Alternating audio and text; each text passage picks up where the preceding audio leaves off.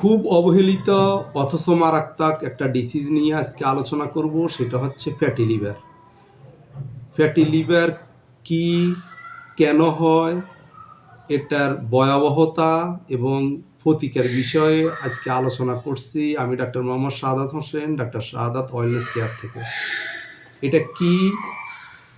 Fatty liver, লিভারের মধ্যে যখন অধিক পরিমাণ চর্বি জমে এবং সেটা যদি স্বাভাবিকের তুলনায় একটু বৃদ্ধি পায় এবং যেটা লিভারের স্বাভাবিক কার্যক্রম বিঘ্নতা ঘটায়, সেটাকে ক্লিনিক্যালি ফ্যাটি লিভার বলে।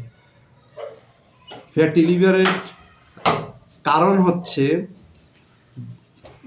অধিক পরিমাণে সফট ড্রিঙ্কস, ভাজা পোড়া এবং ফাস্টফুড খাওয়া, ওজন বৃদ্ধি হওয়া, চিনি খাওয়া, ডায়াবেটিস এবং ইনসুলিন রেজিস্ট্যান্টের কারণে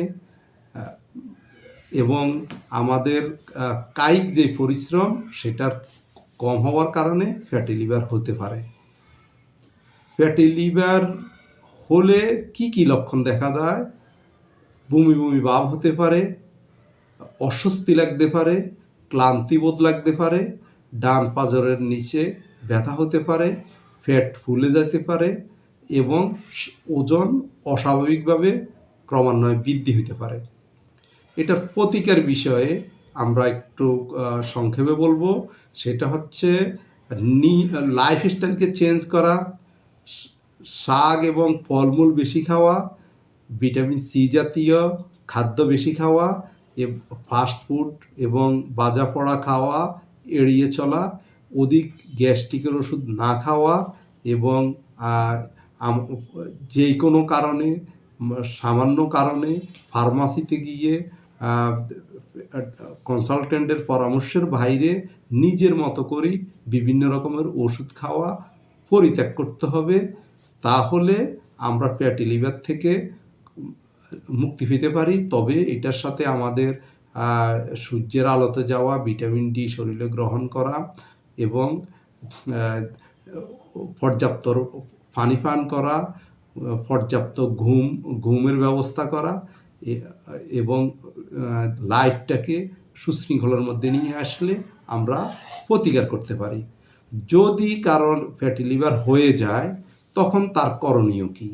ফ্যাটি লিভার যখন দেখা দেয় তখন আমাদের প্রথম কারণ হচ্ছে, প্রথম আমরা যে ব্যবস্থাপনা করব সেটা হচ্ছে আমরা প্রথমেই ঘরোয়া চিকিৎসা, প্রাকৃতিক চিকিৎসাগুলো, প্রাকৃতিক যে ভেষজ আছে ভেষজগুলো আমরা ফর্মালিটিভাবে নেওয়ার চেষ্টা করব।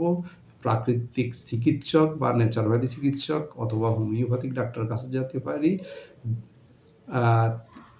এরপরে আমরা যখন লিভার সিরোসিস বা ফাইব্রোসিস হয়ে গেলে তখন অনেক সময় এই ন্যাচারোপ্যাথি বা হোমিওপ্যাথিতে কাজ নাও করতে পারে।